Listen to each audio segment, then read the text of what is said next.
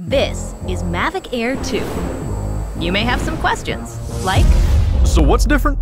well, let's start with the larger sensor. There's a lot more pixels, 48 megapixels to be exact, which means you can do this.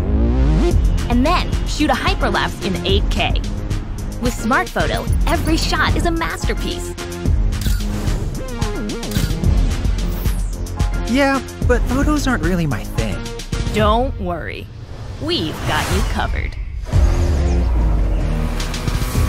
It also does 4K 60p video. You can also slow things down. Way-do.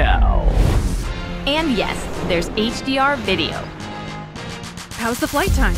It's fantastic.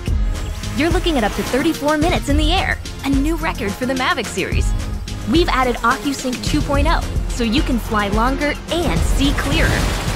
What if I'm not a great pilot? That's where Focus Track comes in, so you can fly like a pro. Or just press a button. Here's the best part: automatic obstacle avoidance. Okay, but what do I do with all these shots? Here's an idea. Use the DJI Fly app to edit and share your moments with just a tap. So, what's different?